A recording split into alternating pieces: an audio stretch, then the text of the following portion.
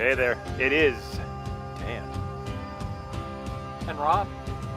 And you, yes you, are with the Mind Body Melt. Yes, exciting times today. I'm very excited for today because today I'm going to share with you the greatest book of all time. It's not a James Patterson novel. It's not a Stephen King book. It's not even a J.K. Rowling. KK Downing, did you say? I don't know. Oh. That's the dude from Priest. Judas Priest. Did he write a book? Twin Guitar Attack. No, he did not write a book. He's not even in the band anymore. Maybe he could write a book about that. Yeah. How come? How your ass isn't in the band anymore? What happened? Why isn't he in the band? I don't know. Creative differences. No, actually, I heard we're completely divergent at this point. But I heard through the metal grapevine that he wants to get back in the band. Oh. But that his replacement looks too much like him. So you can't have like Twin Guitar Attack twins on stage. He's like the younger version, the guy that's in the band now. Don't know. And no disrespect to that guy. I just don't know his name. Sure, you're a nice guy, but no disrespect to you. No disrespect. Interesting. Yeah. Anyway. Coming back full circle, too. No one cares. There's probably one person out there who's going to comment like crazy. Yeah, dude. Yeah, that's right. Maybe we'll throw in a sound clip of Judas Priest. Anyways, greatest book of all time. Rob is actually holding in his hands. Rob, why don't you share the greatest book of all time with our fellow audience? It is The Mind Body Melt. It was written by these two guys, and I really like these guys. One guy's name is Dan Edelstein. These guys? Her's a really nice guy. Yeah. He's a good personal trainer. He's into meditation stuff. There's some other dude on there. I think his name's Rob Hewitt or something. Hewitt, yeah, he's kind of a dick. I heard you can take him or leave him, but Yeah. Leave him. or maybe challenge yourself and take him. Ooh. I'm drifting away, so I'm gonna lean over this way now. Okay. New angle for us all. Anyways, Here's the book. See ya. the book is The Mind Body Melt, and Rob and I, believe it or not, us two actually, we wrote a book, which is hard to believe. Could. Anyone could. If we can do it, you can do it We're too. one step above gorilla, primate, Barely. disposable But- sons. That's pretty much it right there. I eat with knives and forks, Barely. barely. In all seriousness, no, The Mind Body Melt, we wrote this book for a number of reasons. One of the things we found was we were training clients for a number of years, and they would lose weight, 20, 30, 40 pounds, and then they'd gain it back. And then some. So, as a trainer, you feel like a complete failure, training somebody, and they're not keeping the weight on. So we knew something had to change.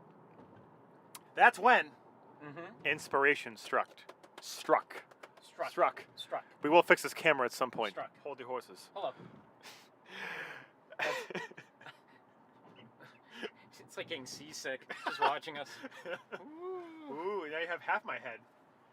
Half a head. Half a head. If anyone knows of a good camera mount, please let us know. Ooh, I'm back. That's much better. Anyways, so why did we write this book? So again, clients were losing weight, but they weren't keeping it off, and that's really aggravating. So we thought about this for a while, and we realized, okay, it has to be more than just the physical. It has to be in the mind. Everything starts in the mind, right? So how can we incorporate that and really make an impact? So what we started doing was that we had our clients meditate after their workout. Now, when I first told Rob about meditation, he thought it was complete bullshit, woo-woo nonsense. Wasn't a fan. But then, Yeah, seriously? I thought, I don't know. like, I thought you were smoking something. Smoking Maybe. a wacky tobacco. maybe I was. Maybe. But I don't know. so we had Rob worked out. He did a nice high intensity interval training session. Yep. Yes, I did. And then I guided him through a meditation, just a body scan, having him relax each part of his body. Rob, just tell us how you felt after the meditation, and maybe even beforehand, too. I felt... Take the microphone. Take it. Take it. I'm going to bring myself back. Okay. Oh. Okay. So, I'm not resistant to change. And that's the key point. You have Change to is be. good. You have to be open-minded. You have to have a brakes. You have to have a clear mind. Here I go. Boop. And and we're done. And I think the thing is, when I came into it with an open mind, but still a little bit dubious, I readily admit that. After, though, the after effect of it was totally different than anything I had experienced before post-workout. Yes. I felt open, I felt free, my mind felt clear, I was relaxed, I was engaged, there was mental clarity, there was perspective. Yes. I mean, seriously, it just grounded me. It calmed me. Just about opening up your mind and clearing it from the clutter that's in there. It's almost like having an attic full of junk. Your mind is like your attic, and it's full of Clean it junk, out. and you're just cleaning it out, and you're cleansing it, and what it does is it just clarifies everything. It slows everything down. Yes. It puts everything into perspective. Calms everything. Calm your ass down. Calm your ass down. And it's like, I mean, we just got through with a yoga session. We didn't do our surrender. If you haven't done yoga like we told you in video one, or not told you, but just do it. But hope you do it. Definitely do it because it's so relaxed. It's think of it this way: you're on the road right now. We're on a physical road, but we're also on a metaphysical road, if you will, where we're just driving along here. Yes. And there are outside sources everywhere coming at you, boom, boom, boom, and you have to react to everything. Wouldn't it be nice to be able to see things 5 steps ahead, almost like a chess match? You're seeing moves 5 steps beforehand. It just makes things much more agreeable, much more feasible, and you're able to work through things in a much calmer fashion. I'm giving the mic. Ooh, it's coming back. He handed it back. Piggybacking off what Rob was saying, all of that, 100%. Rob used to be amazingly over the top, stressed out, and now he's like a laid back, chill dude. Almost psychotic. Yeah. Borderline psychotic, but mostly chill. No, he's not psychotic, but just relaxed and at ease. There's no stress, and that's why he's been meditating after his workout. Very similar to yoga with the Shavasana at the end. They meditate as well. Now, today after our yoga class, we meditated, which was fantastic, by the way, just clarity. Tell them the story of how we walked out of the room and there was a bar class coming in and you were at ease. You were like Neo in the Matrix. You were calm, and you had this interaction with a woman who I'm sure she's very lovely, but Rob, please share this story. Let me elaborate on that. It's coming. Listen. It actually happened today. True story. And this maybe happens. Maybe I'm building it up too much, but it's yeah, I mean, everybody's like, "Ooh, tell us more." Now I have to overachieve. So anyway, big words. So I'm walking out, and this woman walks in. She looks in the room, turns her nose up, and says, "They had the hot yoga in here today," and she goes, "It stinks in here. It just absolutely stinks." And I couldn't help myself because I got a big mouth. I went up to her and I said, "Behold, I was responsible for this." That was me. That was me. She didn't even laugh. She didn't crack a smile. She was so inside her head. I've got to do this and I've got to do that, and blah, blah, blah, blah, blah. And it's like, you know what? Just chill. Does it really matter that much? And that's the beauty of meditation. When you're so chill and relaxed, yeah, things don't like the smallest things. This woman was visibly upset. Oh. Visibly upset, on the verge of crying. On the verge, like having a breakdown. Like tears of anger. In fact, bypass the bar class and take the yoga class. You exactly. know, I think that's somebody who's a candidate for that, and I think most people are. I mean, I don't know of anybody. My son does yoga. He's 9 years old. He does yoga in school. That's good. You know, and so he's learning early on. I wish I'd done it at 9 years of age, but Jesus, at 9 years of age, we were throwing rocks through windows, and I don't know. I'm doing whatever. I was reading books at that age. I know what you're talking about. Well, you're much more enlightened than me, Dan. So I act like it. So, you try. I try to act like it. But yeah, I guess the point being is that you can be so inside your head that you're going into a workout, which should be something that should be cleansing. It should be purifying. It should After you, sir. and it should be something where you have an appreciation for the world that you live in, the fact that your body can do the things that it does, because there are a lot of people that cannot do that. They can't move their arms and their limbs, and they would be ever so appreciative of having that ability to do that. And you have somebody that comes along that just doesn't appreciate it. And I think that yoga gives that clarification because it slows everything down. Especially the meditation at So the the end, meditation which is you can also do with your workouts. that's right. And along with that, we also have the affirmations, I'll touch on that. which, nice segue, which reinforces, positive messages about yourself that you want to convey to yourself. Positive. You want to convey to the world outside as well. So, coming back to this, to why I wrote the book. So you're probably thinking, all right, I get the fitness thing. Yeah, I want to be in shape. I want to be toned. I get how high intensity interval training works. Yeah. All right, meditations. Maybe it sounds corny. Maybe I'll give it a try. You guys seem pretty chill. You talked about how you're just like Neo in the Matrix. You can see things more clearly. Stuff doesn't bother you. I mean, who doesn't want to have that in their life? There's so much stimulus and stress in the world. Why can't we just navigate it with ease? The last part was the affirmations, and this part always raises an eyebrow, or two, which I was able to do two. Cool. It always raises an eyebrow. I tried to. It just looks like faint. Rob, Like there's a monster in the closet. So at home, try to raise your eyebrow, see how it goes. Anyways, affirmations. Now, when I first mention affirmations, depending on how old you are, a lot of people immediately think of Stuart Smiley, who was a character on Saturday Night Live. Rob, what did he say when he looked in the mirror with his dorky sweater and haircut and everything else? Popularized by Al Franken, former state senator of Minnesota. No more. You won't get into that.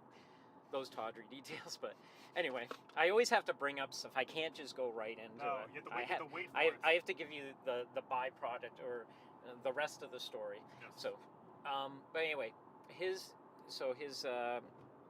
catchphrase was, "I'm good enough, I'm smart enough, and gosh darn it, people like me." So that was a tagline catchphrase he used, and during this time, I believe it was the '80s, right? Yeah. During the '80s, and during that The late '80s. And during that time, self-empowerment was really beginning, or self-development was becoming huge. It was becoming mainstream. They had seminars at hotels and different things like that.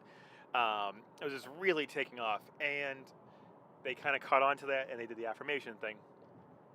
Now, because of that, a lot of people go, affirmations, they don't work. Or maybe you go into a store, a greeting card store or something, and you see those little plaques like Dance in the Rain or Live the Life You Imagine. It's like, or the little cat, he's hang in there. Yeah, the cat. He's just holding on by like a claw. We'll put a picture over your head right now. And and you see stuff like that. But I'm going to tell you a quick story. So I may have mentioned this in a different video. I can't remember. But I was training a client, and she would lose weight. She's one of these people, lose 40 pounds, gain 50 pounds. Lose 50 pounds, gain 40 pounds back. Different things like that. And after a session, we sat down, and I asked her, what's going on? And after kind of just talking about childhood and her upbringing, she mentioned that when she was younger, I think we didn't talk about this before, that her sister said, you're always going to be fat and you're always going to be ugly. And so no matter what she would do, she'd lose the weight, she'd eat healthier, she'd meditate, she would start to kind of see what was going on, but she would always self-sabotage herself. So really, affirmations are how can you delve into your subconscious. It's amazing how we are governed by our subconscious behaviors. They control, 90% of our thoughts and feelings during the day? Something like that. It's pretty powerful, yeah. So I was like, well, I want to get the upper hand and kind of get control over those. So I started having her look in the mirror and just say, I'm in shape, I deserve to be thin, or I deserve to be healthy. We kind of fluctuated between the two. Started with healthy and then went to thin. And lo and behold, 3 years later, she's kept the weight off. And this wasn't an overnight process, but slowly but surely, she'd have more confidence when she looked in the mirror. She felt better about it. and she began to change those automatic thought patterns. She went from bad to good patterns. Yes. She just basically replaced the bad thoughts of the sister saying you're always going to be fat, you're never going to lose weight, blah blah blah, and she replaced those with good positive thoughts, positive images. I do look good. I look in the mirror and I see myself and I feel great. I look good. And gosh darn it, people like me. You know, whatever. It wasn't said like that. Well, you know, whatever variation of that. I mean, Right.